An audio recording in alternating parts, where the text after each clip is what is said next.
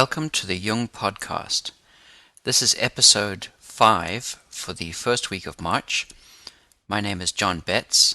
I'm a Zurich-trained Jungian analyst and live and work in Victoria, British Columbia in Canada. You can contact me through my website at www.jungian.ca, that's JUNGIAN.ca, or via email at jbetts5@telus.net. That's JBETTS and the numeral 5 at telus.net. TELUS. I must apologize for a technical mix-up with the last podcast that some of you may have received. I had recorded the episode and attempted to upload it to the server, but had run out of disk space. This is my fault entirely.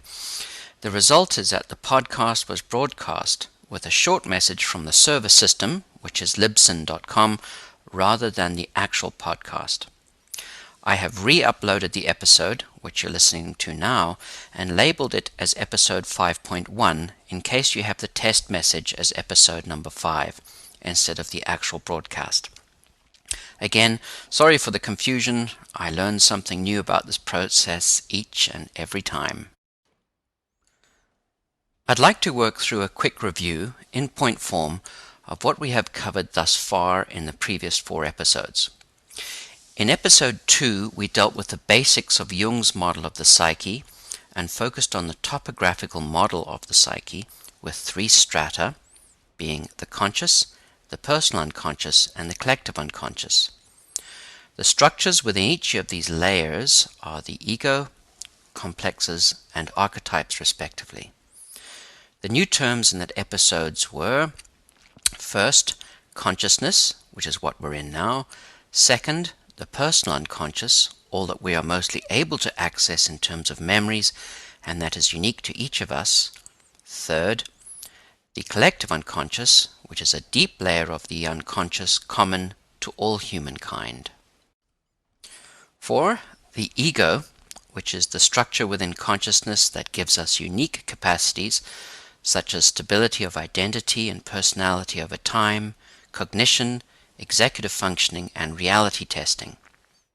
5, complexes, which are clusters of feeling-toned associations around a common theme. 6, archetypes, which are symbol-producing structures within the collective unconscious. 7, psyche, which is the total personality composed of consciousness, the personal and collective unconscious, and the body. In episode 3, we focused on the psychodynamics of the psyche, particularly 1, the idea of compensation, which is the natural balancing function of the psyche. Second, a one-sided ego stance. The principle of teleology, which is a process which is directed towards ends rather than causes. Fourthly, the central organizing archetype of the self. Fifth, the ego-self axis, which is a way of representing the relationship between the ego and the self, the first half of life being ego-self separation, and the second half of life being ego-self reunification. Sixth, a short clinical example of how these psychodynamic processes operate in depression, and finally 7, all about psychic energy, which is the energy involved in the psychodynamics of the psyche. In episode 4, we examined, first, the process of projection and the 3 central archetypes called the shadow, which is all that we don't want to be, or others to see about us. Also the anima and the animus, which are the contrasexual aspects of men and women. Now that's a fair amount of information to take in.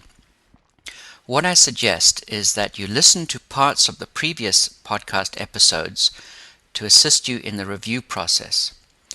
My aim in this podcast series is to help you develop a thorough understanding of analytical psychology, particularly to assist you to be able to speak about the structures and psychodynamics of the psyche in such a way that you feel comfortable with the analytical psychology model. As we progress in the series, I'll introduce more material, but attempt to bring some of the new ideas together each episode to help you to see how Jung understood the human psyche at work. The next 2 podcasts after this one will be on dream interpretation, and they will bring a great deal of our model together. After these episodes, I'd like to delve deeper into analytical psychology and begin to answer some fundamental issues that face us as people in search of meaning. If there is a particular question you would like me to address or to expand on, please just email me at jbets5@telus.net. I'd like to thank Joey from Denver, Colorado, who sent me a very nice email supporting the podcast, in which he said that he enjoyed listening to the episodes when he wasn't able to read a book. Joey is a commercial artist, so hopefully these episodes are enjoyed while he produces his art. Thanks for the email, Joey. In this, the 5th episode, we examine another critical archetype called the persona and how it relates to the ego psychodynamically. I'm also going to introduce the ideas of amplification and a new term, enantiodromia, and also to look at the difference between a symbol and a sign. Let's start with the idea of the persona. Samuels describes the persona in the following way. The term derives from the Latin word for the mask worn by actors in classical times. Hence, persona refers to the mask or face a person puts on to confront the world. Persona can refer to gender identity or a stage of development such as adolescence, a social status, a job, or profession. Over a lifetime, many personas will be worn, and several may be combined at any one moment." End quote. Now, what exactly does this mean to you and I? Well, we all have at least one persona. More likely, we have far more than that. Often our persona is based on something we do or are expected to do in society, such as being an employee or a lawyer or a supporter of a football team. When we are in this role, we tend to act in ways that are consistent with how we expect others to view us. So, as the lawyer, we may always try to be erudite or wise. As a football team supporter, we wear particular team colors, assemble with other supporters, and are often loud in public. All the time, we're acting out a persona. I find it useful to pay attention to not only what we are doing in terms of our behavior, but also what clothes we wear, how we speak, and especially what we actually say and think.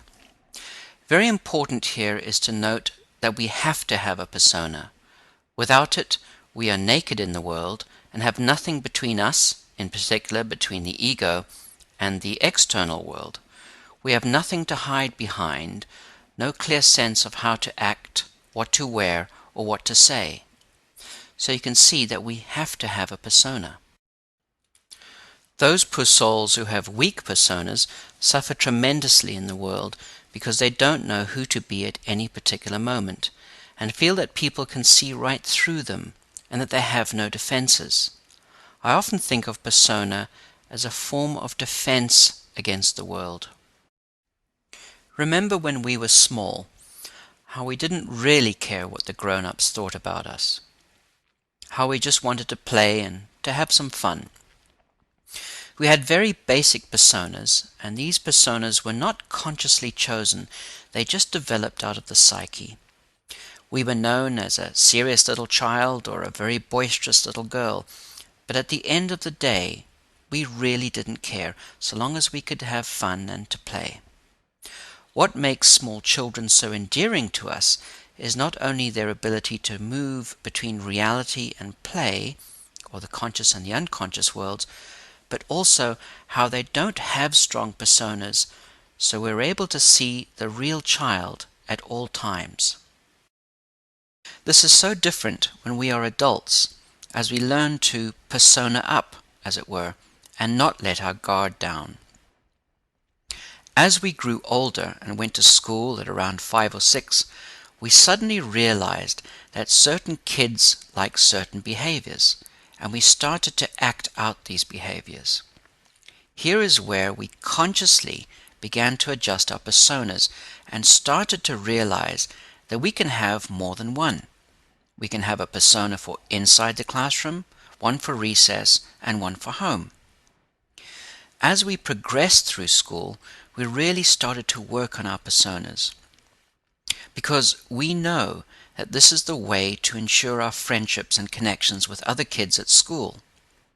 Then puberty sets in, and the young adolescent finds themselves in quite a pickle, because now we aren't really sure which personas really work. We then go to extremes, often first with the external quality persona of our clothing, and all of these are attempts to find an identity, and the persona is crucial in this process. Remember, I said that one of the functions of the ego was to provide stability of identity and personality over time. Well, the persona is involved in this process. Remember those times when having the right clothes was really, really important? How you had to get the right bicycle or the right toy. Nowadays, this must be really difficult for adolescents, as they not only have to adjust their internal way of being, but have to be aware of rapidly changing clothing trends, which brand is in and which one is out, or which video game console is more trendy and which one isn't, and even worse, which cell phone or web space we should use. All of this contributes to the rapid development and alteration of the persona. When you next see adolescents out in the streets or in your home, and you shake your head at their strange clothing or body piercing or language, remember that all they are trying to do is to test out which persona works for them. Those of you that have been through this with your own kids will know that very shortly the extreme behaviors and clothing will end, and your kids develop a fairly consistent persona that involves not only what clothing to wear, but also what subjects to take at school, what music to listen to, and which friends to keep.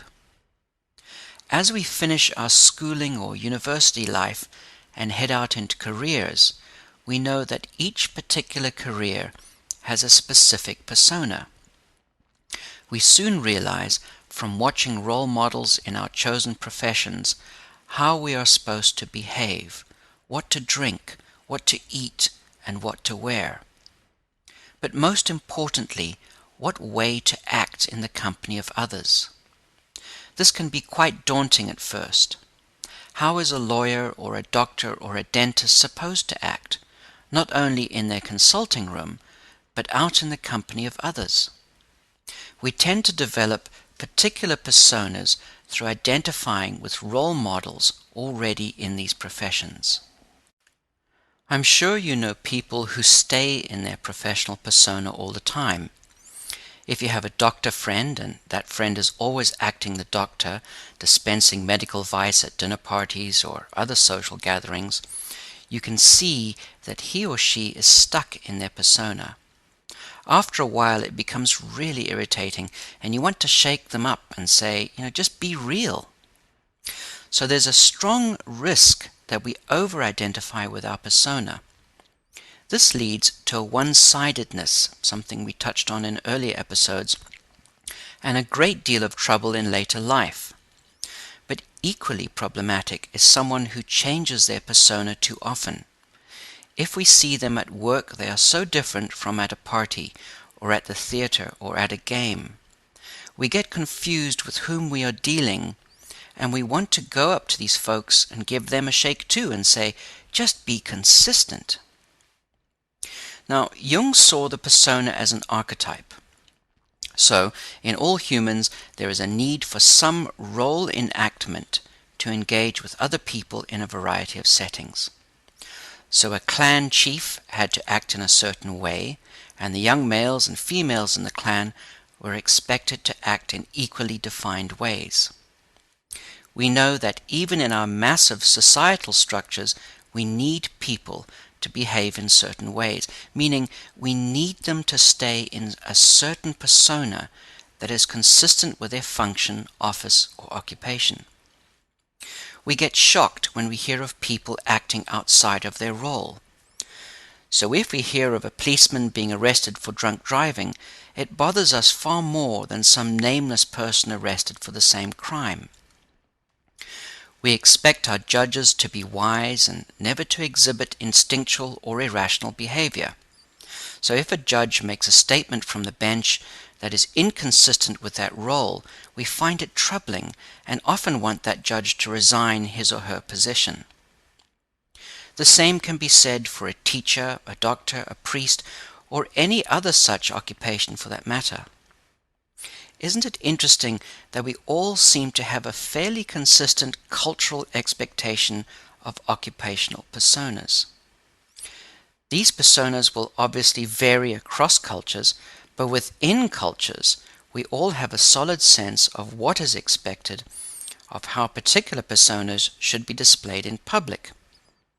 If we look at how comics often lampoon public figures, such as politicians or judges, it is so interesting to see how they often choose behaviors or actions that are vastly opposite from their public personas. It is when we over-identify with the persona that we land in trouble. Because what happens when the ego over-identifies with a rigid persona is that the unconscious tends to burst into consciousness in severe and unpredictable ways. For example, if we think back to the people I described in the clinical case in episode 3, which I called the model of the psyche, we had an over-identification with the persona and severe depression resulted. This is an example of the compensatory nature of the psyche. If things are too heavily weighted in one area of the psyche, say the persona, the unconscious tends to load up with psychic energy, and at some point this massive loading results in unconscious material erupting into consciousness.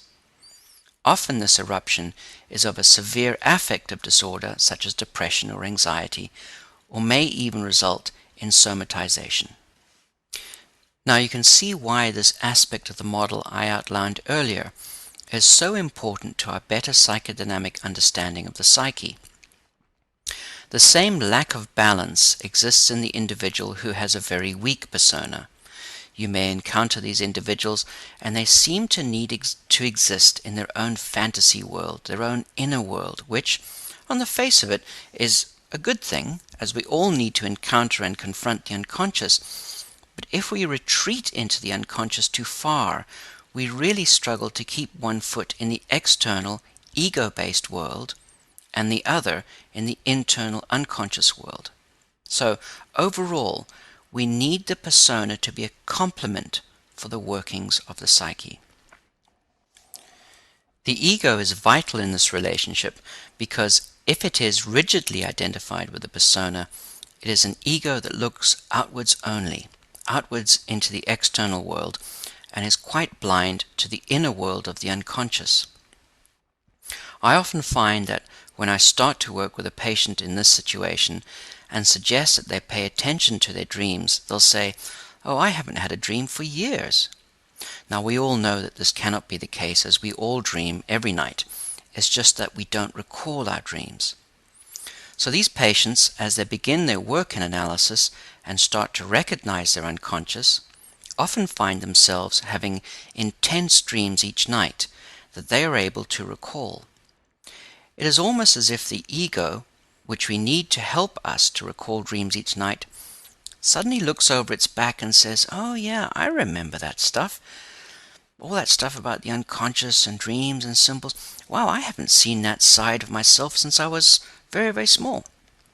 You know I'm being a little silly here, but this is a way for us to see that when we pay attention to the inner world and begin to lessen our excessive attention to the outer world, a balancing or compensatory action in the psyche is stimulated.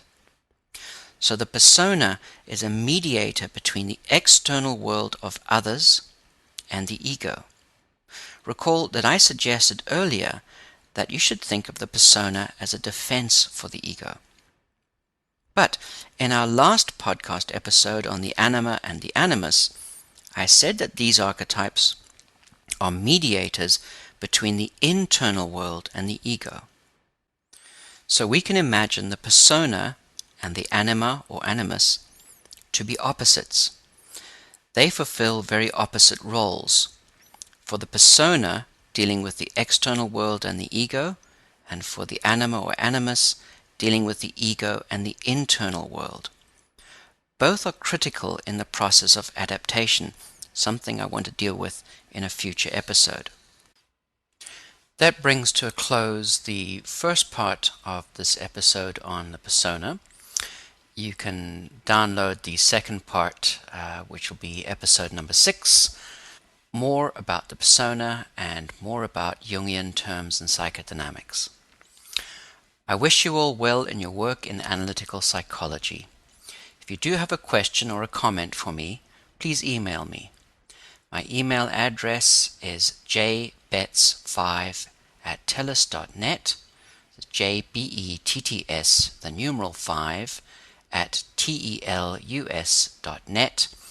Or you can find more about me and my email address on my website at www.jungian.ca.